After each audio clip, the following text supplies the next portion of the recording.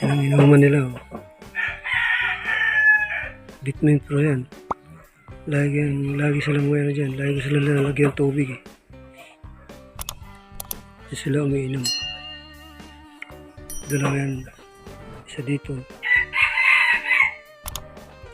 Isa doon. Madali maubos ang tubig eh. Dahil pag init. Kaya hindi sila nakawalan dyan ng tubig eh. Kaya lagi silang linalagyan.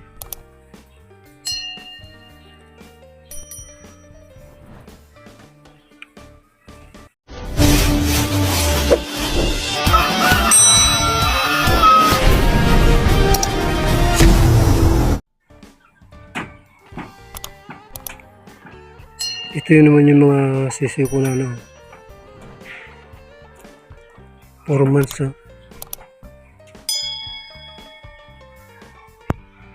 4 months pero yung dalawang lalaki malalaki. Malalaki sila eh.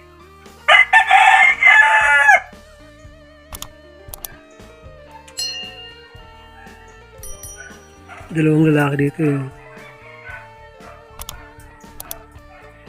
Hindi pala po pwedeng sasabihin mo malit ang itlog eh. Tapos yung mga anak mo na malilit din. Ito pala sinasabi na kahit malit ang itlog, yung sisiw malaki din basta malaki ang lahi. Kaya yan yung lalaki na yan, dalawang lalaki dyan malalaki eh. Kala mo hindi nila kapatid eh. 4 months na yun eh, yun yung lalaki din yun. Yung naglalakad na yan.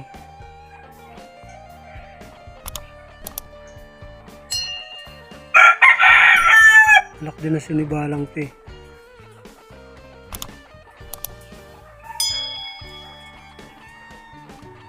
Yung nanay nila ay puti.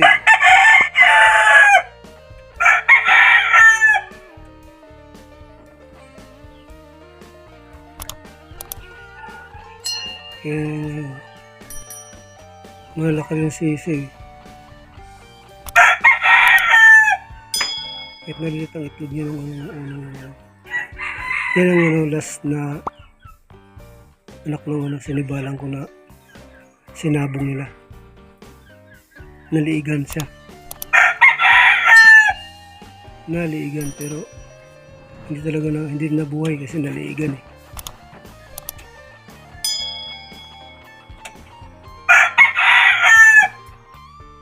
Yan ang mga sinibalang dito. Ito lalaki din to yan. Malaki yan eh. Mas malaki pa siya dun. 4 months pa lang yan. Magpa 5 months yan. Magpa 5 months. Pero malaki sila. Bahala na dito eh. Hindi ko alam iba dito kung 6 yan sila dito eh. 7 pala. Hindi ko alam kung ilang ang lalaki dito ngayon. Bali 3 lalaki pa lang itong ko eh. Yung nanay nila. Yung tatay pala nila sinibalang. Pero yung nanay nila puti, anak naman yun pula. Yung pula rito na unang ko, inalaga na tandang. Sinabing din yun. Kaso natalo. Ito naman, sinibalang naman itong tatay. Kaya namatay din dahil nang sinabong naliigan eh. Kasi hindi niya kinaya.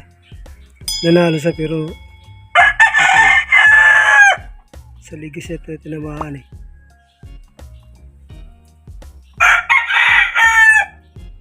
Malaki rin yan, yan. 4 months na yan, pero magpa 5 months. Minsan lang ko na. Hindi ko lang dito kung sino lang dito eh. Babae yata to. Babae ba lalaki? Siguro to lalaki to. Isa din babae. Kahit sabihin mo pang babae yan, pag lumalaki na eh. Hindi mo nakikita yun eh. yung ginger nila. Doon makikita kung lalaki, babae. Katulad yan yan. Yung isa na yan yan. Yung pula na sa gitna. Akala ko nung babae yan pero lalaki pala. Hindi siya kasi laki to. Ito malaki. Ito hindi ko alam kung babae ba to, lalaki. Kasi nagbabago sila kapag alam kung babae ito ba. Yung isa din babae, lalaki talaga yan. Yung nasa dulo, yung babae ba yung lalaki.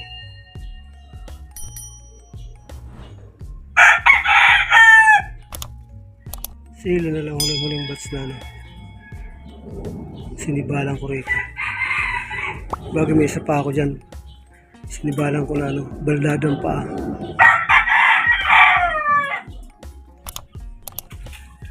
Nagpisa na rin ang sisilya dahil incubator ko eh. Dahil yung nanay hindi yung unang itlog niya hindi naglilimlim eh. Hindi siya nililimlim yung itlog kahit marami na eh. Kahit nasa 20 ng itlog hindi niya nililimlim.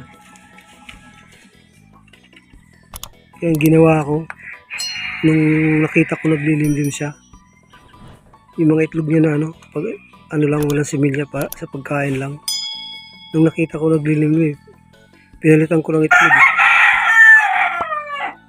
Pinalitan ko itlog yun na nililimliman niya na walang similya. Kinuha ko yung mga walang similya eh. Tapos pinalitan ko ng itlog na kinakastan talaga. Kaya yun, nililimliman niya yun. Hindi naman sa kanya itlog yun eh. Ibang itlog na yun eh, manok. Ibang manok ang nangingitlog doon. Pero siya nang lilimliman yun. Gabi ko siya linagay itlog eh. Nung nakita ko ng araw na hindi na siya bumababa. Kaya nilagyan ko siya ng itlog dyan na para limliman niya.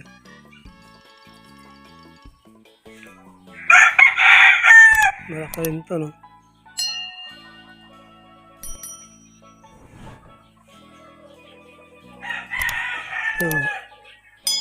malaki rin niya eh.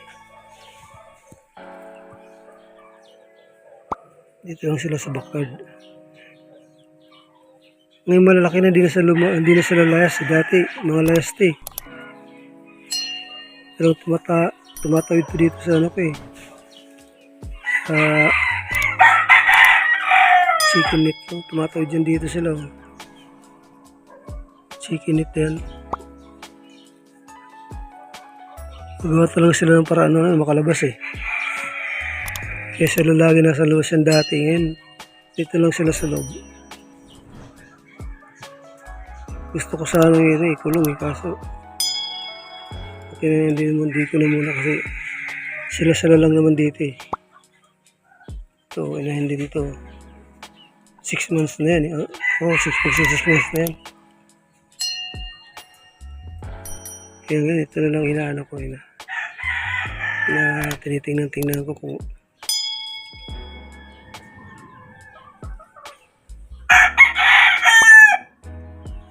ano ba sila dito, kung maganda ba yung anong klaseng manok siya.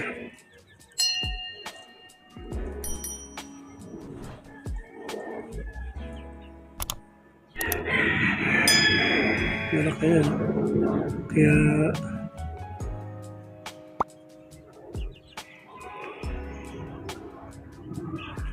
medyo matagal din ang palaki ng manok mula pagkasisig.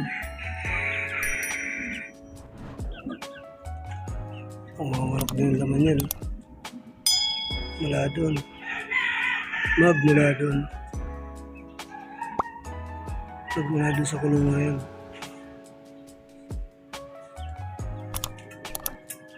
Magmula doon.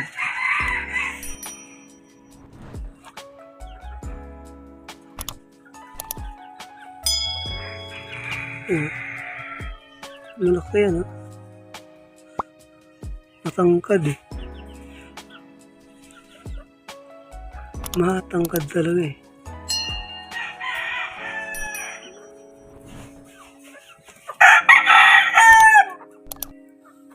Tangkad ah.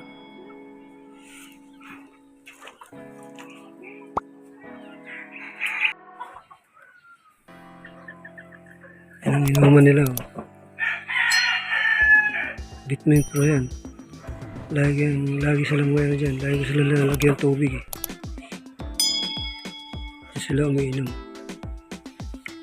Dalawa yan. Isa dito. Isa doon. Madali maubos ang tubig eh. Dahil pag init. Kaya hindi sila nakawalan dyan ng tubig eh. Kaya lagi silang nilalagyan.